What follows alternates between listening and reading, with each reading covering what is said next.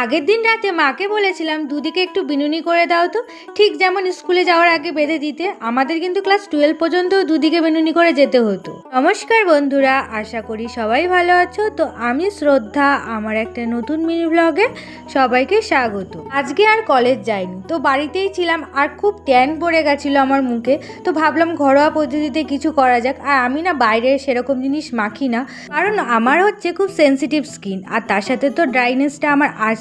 আমি একটু চালের গুঁড়ো, বেসন আর ময়দা নিয়েছি। তো ময়দাটা আমার নেওয়া উচিত হয়নি, সেই পরবর্তীতে আটাটা নিলে খুব ভালো হতো। তারপর মুখটা ক্লিন করার পর মা বলছিল ভাতটার যেহেতু খাওয়া হয়ে গেছে, একটু বেল মাখা করি। তো সেখানটার জন্য আমি একটু লেবু পাতা নিতে এসেছিলাম। আর বেল মাখাটা না জাস্ট ওয়াও, গন্ধটা তো আরও সুন্দর, মানে খুবই সুন্দর হয়েছে। তারপরে আমি চলে এসেছিলাম সন্ধেবেলায় কিছু খাবো বলে। তা মা বলেছিল আলু ভাজা ডিম ভাজা করতে, মুড়ি দিয়ে খাবো।